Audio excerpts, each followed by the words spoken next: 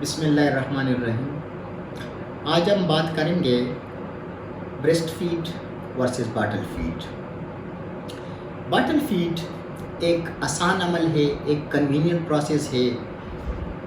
لینا بھی آسان ہے، بچے بھی آسانی سے لیتے ہیں۔ تو پھر کیوں ڈاکٹرز کہتے ہیں کہ بچوں کو باٹل فیڈ سے دور رکھنا چاہیے اور اس کے بہت زیادہ رسک سے نقصانات ہیں اور بچوں کو ماں کا دودھ دینا چاہیے؟ تو اس کے جو نقصانات ہیں یا جو رسکس ہے اس میں سے کچھ اہم پوائنٹس آج ہم ڈسکس کریں گے۔ سب سے پہلے ہو جاتی ہے بچوں کو نپل کنفیوژن۔ جب شروع کے پہلے دنوں میں یا پہلے ویکس میں، مطلب نیو بورن ایج میں، جب آپ ایک بار بھی بچے کو باٹل فیڈ دے دیتے ہیں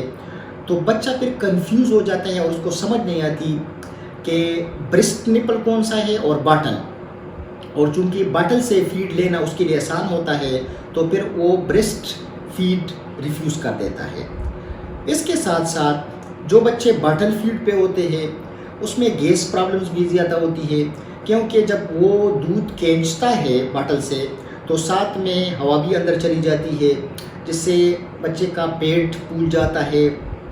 بچے کو درد ہوتا ہے پیٹ میں، اس کو الٹیاں بھی آ سکتی ہے، پیٹ میں مروڑ ہوتا ہے۔ تو اس طرح کے ایبڈومینل ڈسکمفارٹس بچے کو زیادہ ہوتے ہیں جو بچے باٹل فیڈ پہ ہوتے ہیں بنسبت برسٹ فیڈ کے۔ اس کے ساتھ انفیکشنز، جو بچے فارمولا ملک پہ یا باٹل فیڈ پہ ہوتے ہیں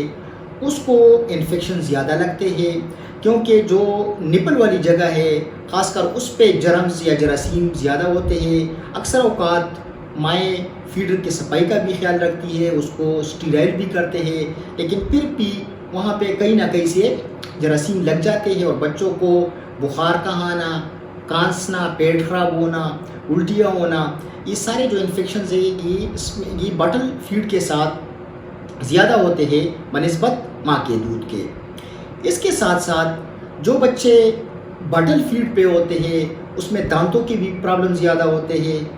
ایسے بچوں میں ڈینٹل کیریز کا بن جانا، ڈینٹل کیریز کا مطلب ہے کہ دانتوں کا سڑنا، کیونکہ وہ اکثر اوقات جب رات کو باٹل لیتے ہیں تو وہ اس میں دانتوں میں کیویٹیز بن جاتی ہے اور اس کے اندر ایک کالا پن سا نظر آتا ہے۔ تو اس طرح کے بچوں میں دانتوں کے پرابلمز زیادہ ہوتے ہیں جو باٹل فیڈ پہ ہوتے ہیں۔ اس کے ساتھ ساتھ اگر ہم دیکھیں تو جو بچے باٹل فیڈ پہ ہوتے ہیں تو چونکہ باٹل سے فیڈ لینا بہت آسان ہوتا ہے، تو ایسے بچے پھر جب ویننگ ایج میں آ جاتے ہیں یا اس کے کھانے کا وقت آ جاتا ہے 1 سال کے بعد، تو وہ اکثر ریفیوز کرتے ہیں کیونکہ اس کو آسانی ہوتی ہے باٹل فیڈ لینے میں، تو اس کو پھر کھانا یا کھانے کو چبانا، چونکہ اس میں زیادہ محنت کرنی پڑتی ہے، تو ایسے بچے پریفر کرتے ہیں کہ وہ باٹل ہی پر رہے۔ اور اکثر اوقات ہم نے دیکھا ہے کہ 4 سال تک اور 5 سال تک بھی ایسے بچے باٹل فیڈ لیتے ہیں، جس کی وجہ سے بچوں میں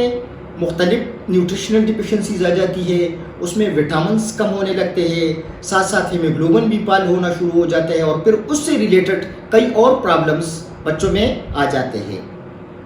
اور جو سب سے امپورٹنٹ ہے اور جو میں آخر میں کہوں گا وہ ہے اکنامکس، کیونکہ باٹل کا لینا، پھر اس کے ساتھ اسٹیریلائزر کا لینا اور جو خرچہ اس پہ ہوتا ہے، جو خرچہ ملک پہ ہوتا ہے، تو یہ سارے ایک ایکسپینسیو پروسیس ہے۔